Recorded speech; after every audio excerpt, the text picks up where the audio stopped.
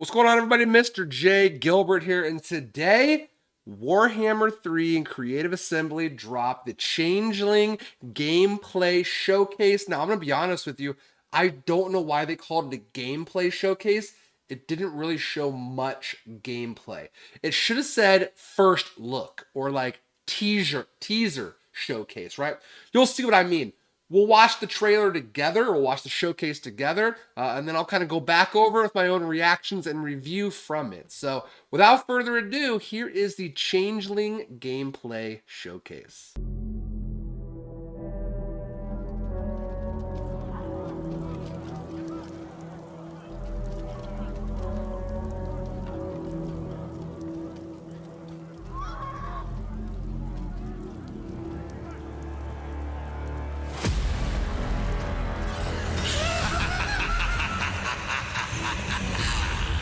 What is the worth of mortal life without a little chaos?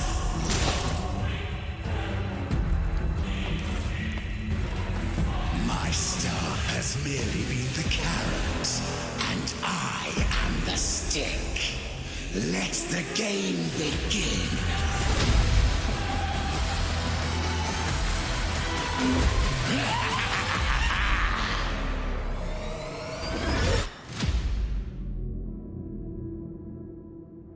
The Changeling, a trickster, a schemer, and a cult leader, always present but never seen.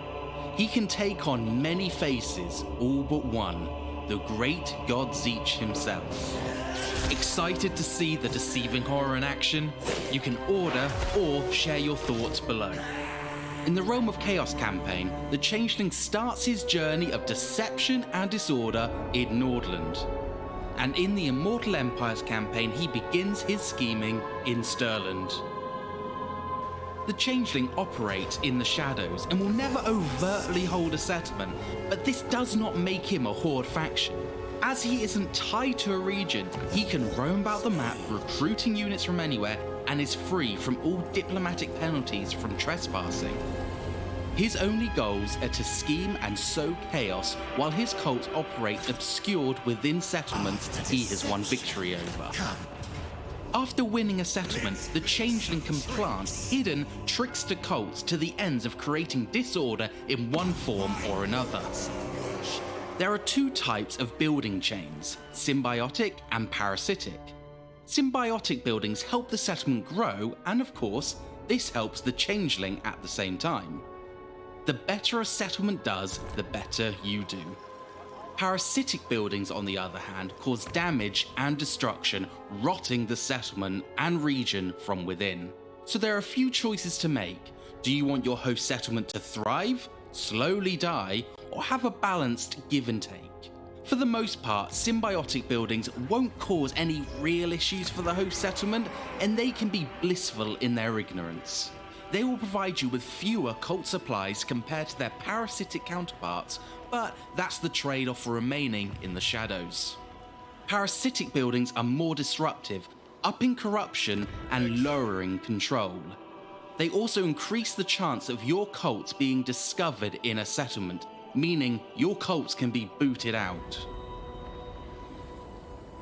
The Warhammer world is a game board to the Changeling, and everyone in it are his pieces, all unwilling participants in his plots. This is how the Changeling has ultimate victory, by performing the ultimate scheme. But to get there, you need to perform multiple minor and grand schemes. Each theatre of war has its own set of schemes, all with different goals. Once you complete a minimum of 3 schemes in a theatre, you will be able to perform the grand scheme for that area. This unlocks a quest battle that you will need to win. Once you have completed 3 grand schemes, you will be able to unlock the ultimate scheme. Who you fight in this final battle will be determined by which grand scheme you have completed over the course of your campaign.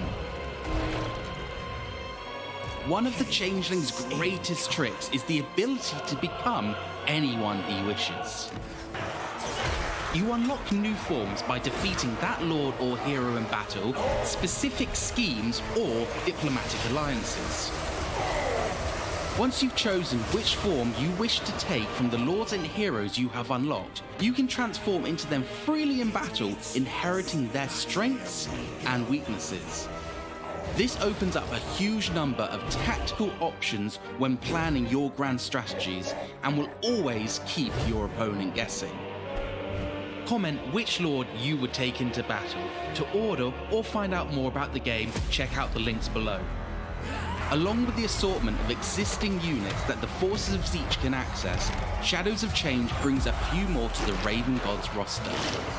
Wherever these wandering wizards go, magic and carnage is sure to follow. The Blue Scribes are the new legendary hero. They are quick and have a nasty assortment of spells to send all running. The Cockatrice is a large, single-entity flying monster. All talons, beak and tail, there is no safe place when this winged monstrosity is around. An abomination is all there is to be said for this horror. All magic and muscle, the Mutilith Vortex Beast is the last thing many see. The Sangor are rampaging, wielding monsters at heart. With Vanguard deployment, they can cause a lot of damage to the enemy. Echoed Hellbrass is your free LC hero, with high armor and a love of killing. You will also gain the Regiment of Renown units, the Sourguts, Shrieking Skyrays, and Aishan the Fallen. We hope you enjoyed this first look at the Changeling, his mechanics, and some of the new units that are coming to the Shadows of Change DLC. Yuanbo is next in the spotlight, so don't forget to subscribe so you know when that video drops. And if you wish to pre-order or learn more about the Shadows of Change DLC, all the usual links are in the description below. It looks good. It looks good. I'm going to go ahead and turn down the volume, though, and we're going to watch it through, and then we're going to see what we think here. I'm going to give my kind of reaction to it, my input. Obviously, this first part of the game is not going to be in-game, right? This is just more for us, just so we can enjoy it and we can, you know, get hyped for it. I like the Changeling part of it. I wish it'd be kind of more on the battlefield, or not battlefield, more on the campaign map. As of right now, it just seems to be in battlefield, right? When you're fighting in battles, you can change and use their abilities on the battlefield, which is good. It's cool and all. I was thinking maybe we could deceive them in their territory, right? Like maybe act as Karl Franz walking through the Empire. But unfortunately, that's not how it's looking.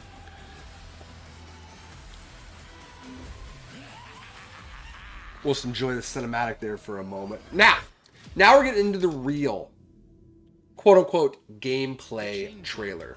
We're going to see. A schemer and a cult leader, always present but never seen. I like that. Take on many faces, all but one, the great god Zeech. Well, of course. Of course. Excited to see the deceiving horror in action? You can order or share your thoughts below. Shameless plug, no big deal. The Changeling starts his journey of deception and disorder. Starts at the Empire, okay, so just kind of south of Kislev, which, my first pause moment here.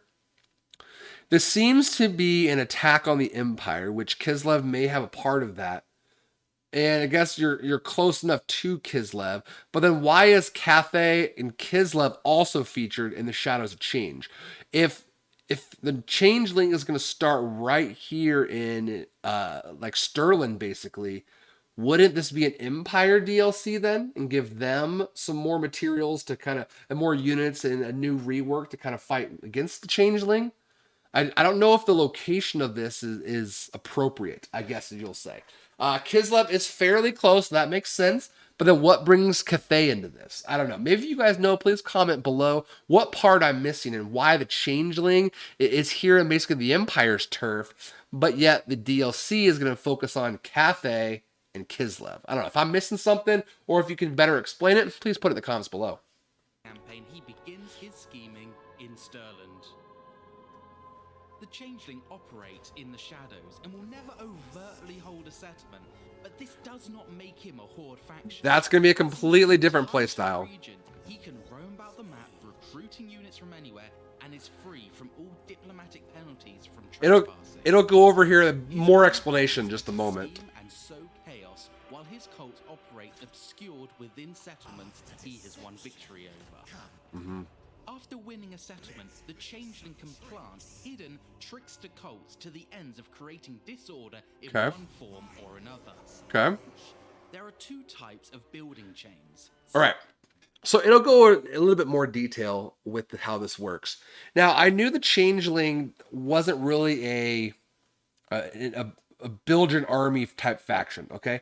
It's going to work more like the Skaven, where you're basically going to expand your under empire. Now, obviously, this is cult, the symbiotic and parasitic, but it's going to have still the Skaven style approach with building the undercities and building those buildings up. Obviously, the symbiotic is you're going to build up settlements, make them stronger. Parasitic, you're going to leech from them, make them weaker, or you do a little bit of both. I get that. But then with the military part of it, so then are you not ever are you just the one army? Do you recruit other lords to so you can fight, or are you literally your only army? So if you get 3 stacked against somebody, you're just screwed, are you raising other lords? Are you raising, heroes and things like that? How does that part work? And I don't think it's truly explained yet. I guess that's why it's a tease or a snapshot, but we'll find out later on. Now, this part of it seems fun, seems interesting, but for a lot of you it's going to be a completely different play style. Okay, completely different play style, and it'll get into the that part of it here in a moment. I'll pause and talk about that too, but this is purely undercity building and completing your schemes. Now, I'll talk about schemes in just a moment. And if that's not for you, you're really going to have to watch these videos coming up about this, because I'm not quite sure how, for those of you that like to build the armies, you know what I'm saying? I can build up forces and attack and multi-stack and things like that. Are you going to be able to do that with the Changeling, or do you just have the one army? We don't fully know yet. Symbiotic and parasitic. Symbiotic buildings help the settlement grow, and of course, this helps the Changeling at the same time. The better a settlement does, the better you do. Okay. Parasitic buildings, on the other hand, cause damage and destruction. Now, we just talked about that. The settlement and region from within. So there are a few choices to make. Do you want your host settlement to thrive, slowly die, or have a balanced give and take? For the most part, symbiotic buildings won't cause any real issues for the host settlement, and they can be blissful in their ignorance. Okay. They will provide you with fewer cult supplies compared to their parasitic counterparts, but that's the trade-off for remaining in the shadows. Okay. Parasitic buildings are more disruptive, upping corruption and lowering... Again, so this is all just a Skaven style setup. The chance of your cults being discovered in a settlement, meaning your cults can be booted out. Ew. Yep. The Warhammer world is a game board to the Changeling. Why are you slowing down, dude? Why are you stopping? Don't do... Yep, that's why. Participants in his plots. This is how the Changeling has... All right, so this is interesting too, the schemes here. I want to pause here and talk about this for a moment. Oh, you can't see because of where I'm at. But you have different schemes that you're going to have to do, right? So Chaos Waste, Dark Lands, Grand Cathay, Norscan, Kislev, Empire. And then you have multiple stages that you have to create or have to go through before you get to the like the main scheme, right? And then you could get to complete an ultimate scheme, which is then kind of your grand scheme, right? So you have 3 little schemes that you have to do. Then you're performing a grand scheme, and then once you do that, three of those, then you do your ultimate scheme, which is obviously the point of the playthrough and what you're doing. Now, this is a completely different style of playing through Immortal Empires. This is more narrative driven, more focused battles, right? Very specific battles to the storyline, which can be interesting and can be a fun playthrough. It's going to provide a different style. It's going to be something completely different. They haven't done this yet. Haven't done anything like it. But it is going to have a different feel, different approach. I hope these battles are not necessarily cinematic, but in a different setting, like all of them have their own feel and location. It's like, I don't want to have to fight on the same siege battle map that I fight every single time, right? All of these different types of theaters of war scheme battles should be on a completely fleshed out, own different map, right? That it kind of makes it feel like you're in a specific battle for that era of that time. Victory by performing the ultimate scheme. But to get there, you need to perform multiple minor and grand schemes. Yep. Each theatre of war has its own set of schemes, all with different goals.